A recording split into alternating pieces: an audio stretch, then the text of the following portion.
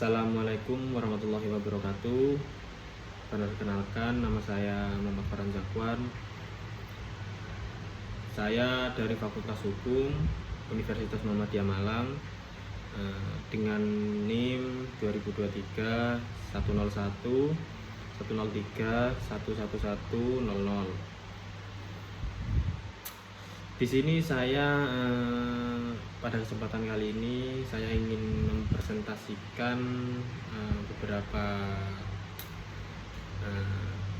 tema, yang salah satu temanya itu proses atau alur dalam sistem peradilan pidana Indonesia menurut KUHP baru. Terus yang pertama, konsep sistem peradilan pidana. Sebelum membahas alur, kita perlu terlebih dahulu untuk memahami apa yang dimaksud dengan sistem peradilan pidana. Nah, sistem peradilan pidana adalah sesuatu rangkaian proses yang melibatkan beberapa lembaga penegak hukum yang bekerja secara terintegritas untuk menangani tindakan pidana, mulai dari tahap penyelidikan hingga pelaksanaan putusan. Dalam konteks suatu negara, terutama di Indonesia, sistem ini melibatkan yaitu kepolisian itu sebagai penyelidik dan penyidik. Lalu yang kedua ada kejaksaan itu sebagai penuntut umum. Lalu yang ketiga ada pengadilan yang bertugas sebagai lembaga yang nantinya mengadili. Lalu selanjutnya itu ada lembaga pemasyarakatan yang bertugas sebagai pelaksana pidana nantinya. Selanjutnya, menurut KUHP baru hadir sebagai bentuk pembaruan dari Undang-Undang Nomor 8 Tahun 1981 dengan tujuan yang pertama itu memperkuat perlindungan hak tersangka dan korban. Lalu yang kedua itu meningkatkan transparansi dan akuntabilitas. Lalu yang ketiga itu mengurangi praktik penyalahgunaan kewenangan. Lalu yang keempat itu penyesuaian dengan perkembangan teknologi di zaman sekarang. Dengan demikian, KUHP baru itu tidak hanya mengatur prosedur saja, tetapi juga mencerminkan nilai-nilai keadilan secara modern. Lalu selanjutnya itu kita ke alur sistem peradilan pidana. Nah, yang pertama itu ada yang namanya itu tahap penyelidikan. Tahap pertama ini yaitu penyelidikan merupakan serangkaian tindakan untuk mencari dan menemukan apakah suatu peristiwa itu dapat diduga sebagai tindak pidana atau bukan. Nah, pada tahap ini aparat kepolisian itu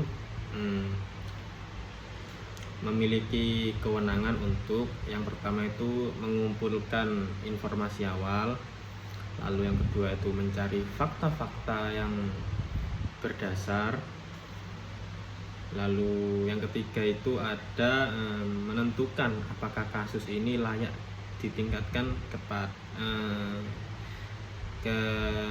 tahap penyidikan. Dalam KUHP baru terdapat penekanan kuat pada prinsip praduga tidak bersalah.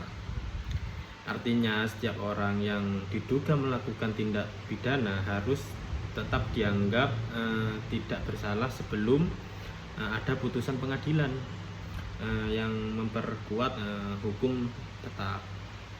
Lalu selain itu penyelidikan juga harus dilakukan secara profesional, proporsional, dan tidak boleh melanggar hak asasi manusia. Lalu tahapan yang kedua itu tahap penyidikan. Setelah ditemukannya adanya dugaan tindak pidana, maka proses dilanjutkan ke tahap penyidikan. Penyidikan bertujuan untuk mengumpulkan alat bukti, menemukan tersangka, lalu membuat terang suatu tindak pidana tersebut.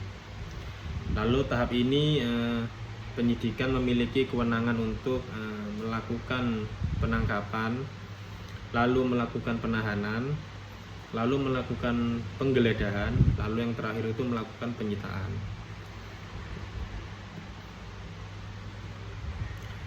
Namun dalam KUHP baru, semua tindakan tersebut harus dilakukan dengan pengawasan yang lebih ketat dan berbasis pada prinsip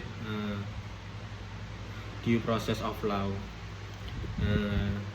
Beberapa pembaruan penting antara lain, yang pertama itu tersangka itu wajib didampingi penasihat hukum sejak awal. Lalu yang kedua itu adanya pembatasan waktu penahanan yang lebih jelas. Lalu yang ketiga itu larangan penggunaan kekerasan dalam melakukan pemeriksaan. Lalu yang terakhir itu hak tersangka untuk mengetahui secara jelas tuduhan terhadapnya. Hal ini menunjukkan bahwa KUHP baru itu lebih menekankan perlindungan hak individu. Lalu tahap yang ketiga itu tahap penuntutan. Nah, di sini jaksa akan melakukan penelitian terhadap berkas perkara. Nah, jika belum lengkap dikembalikan ke penyidik. Lalu jika sudah lengkap, maka perkara dilanjutkan ke tingkat pengadilan. Dalam KUHP baru, jaksa itu berperan sebagai dominus litis, yaitu pengendalian perkara.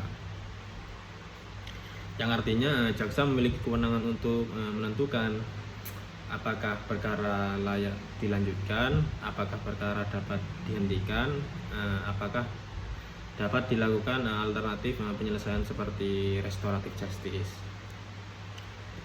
Ini merupakan salah satu pembaruan penting karena memberikan fleksibilitas dalam penegakan hukum yang lebih berorientasi pada keadilan, bukan kepada penghukuman.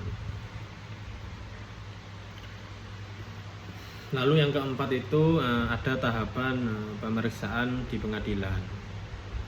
Tahapan ini merupakan inti dari seluruh proses peradilan pidana, terutama di negara Indonesia.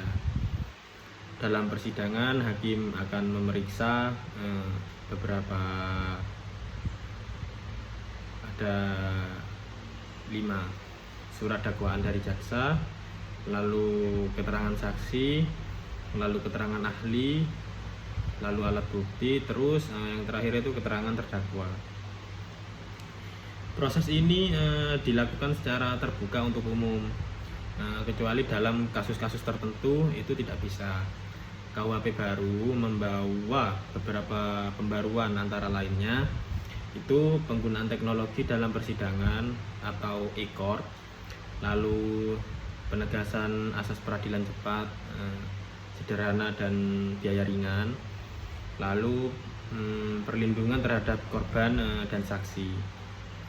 Hakim kemudian akan menjatuhkan putusan yang dapat berupa putusan bebas, lalu putusan lepas dari segala tuntutan hukum, lalu yang terakhir itu putusan pidana.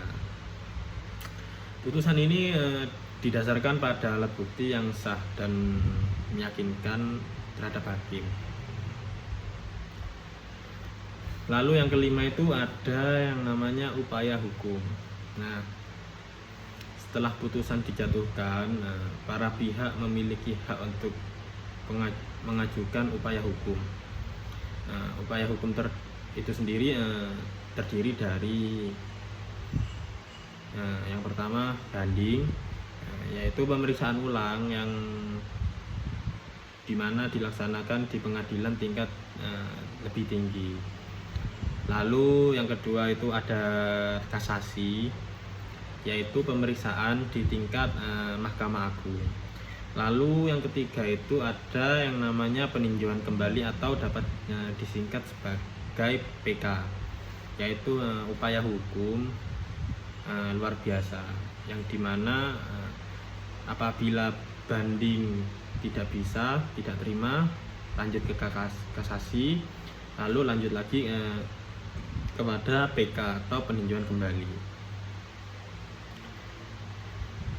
KUHP baru memberikan pengaturan yang lebih tegas mengenai batas waktu pengajuan, alasan yang dapat digunakan, terus prosedur yang harus diikuti.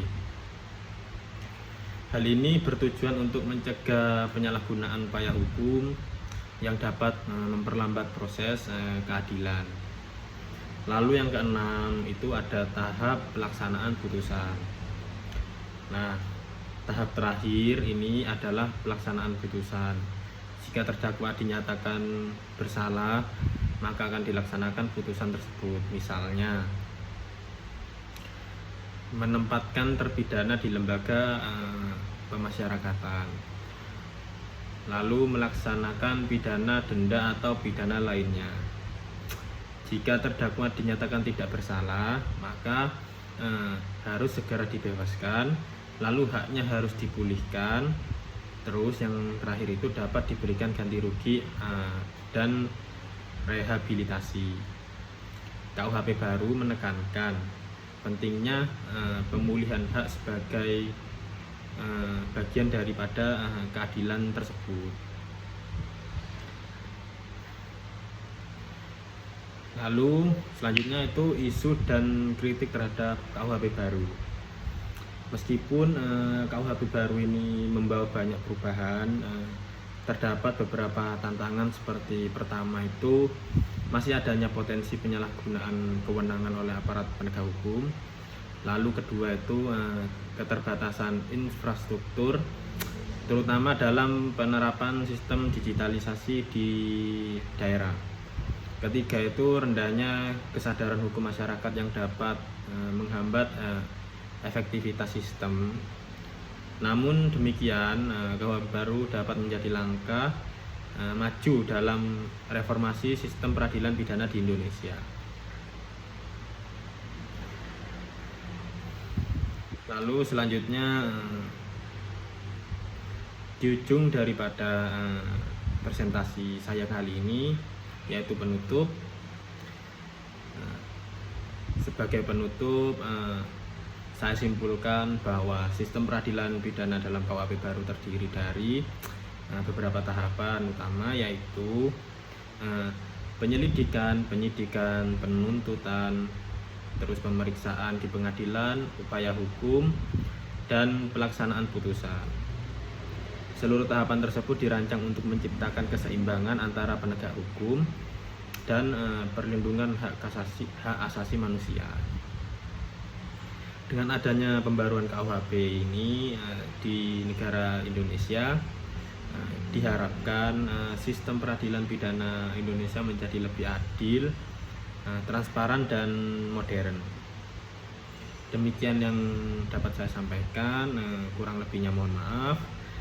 Billahi bisabil haq wastabiqul khairat. Assalamualaikum warahmatullahi wabarakatuh.